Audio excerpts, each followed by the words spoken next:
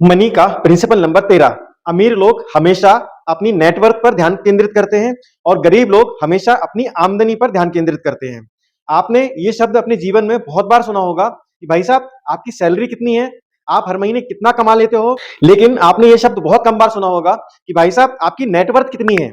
आप अगर पूछो किसी से, किसी अमीर व्यक्ति से, आप पूछो अगर बिल गेट से या अंबानी जी से कि सर आपकी सैलरी कितनी है, आपको खुद पूछने में अजीब लगेगा। क्यों? क्योंकि वो तो सैलरी देते हैं। इन लोगों की नेटवर्थ होती है, इनकी सैलरी नहीं होती है। अमीर लोग हमेशा अपनी नेटवर्थ पर फोकस करते हैं, वो कभी आमदनी पर फोकस नहीं करते हैं।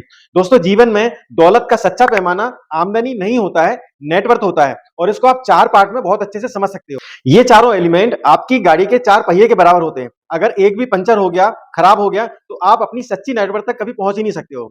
पहला है आपकी आमदनी, दूसरा है आप उसमें से कितना बचाते हो, तीसरा है आप जो बचाते हो उसमें से कितना निवेश करते हो, कितना इन्वेस्टमेंट करते हो, और चौथा है आप अपने जीवन को कितने सरल तरीके से जीते हो।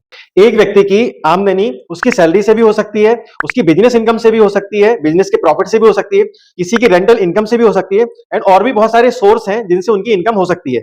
आपने अगर rich dad poor dad book पढ़ी होगी तो आप देखो, जो मुझे सबसे अच्छी चीज लगी है वो ये लगी है कि आपके पास जो भी आमदनी आई है, आपके पास जो भी इनकम आई है, उसमें से सबसे पहले पैसे का आप क्या करते हो। अगर वो पैसा आप कहीं बचा रहे हो या कहीं पर इन्वेस्ट कर रहे हो तो बेस्ट है। अदरवाइज सारा पैसा आपका कहीं ना कहीं खर्च हो जाता है और आखिरी में आप कंगाल ही बने रहते हो।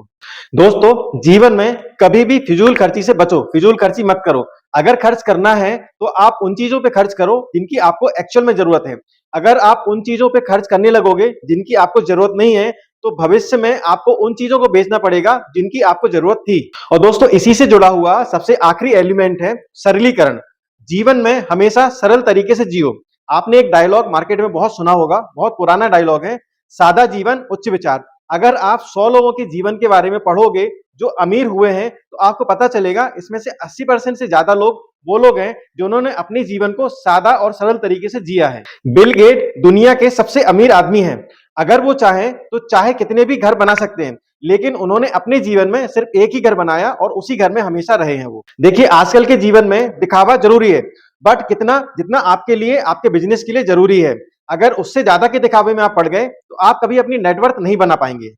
आप भी अगर अपने जीवन में दौलत बनाना चाहते हैं, अमीर बनना चाहते हैं, नेटवर्थ क्रिएट करना चाहते हैं, तो आप देखिए आपके पास इनकम कितनी आ रही है, उसको इनकम को धीरे धीरे बढ़ाने का प्रयास करिए।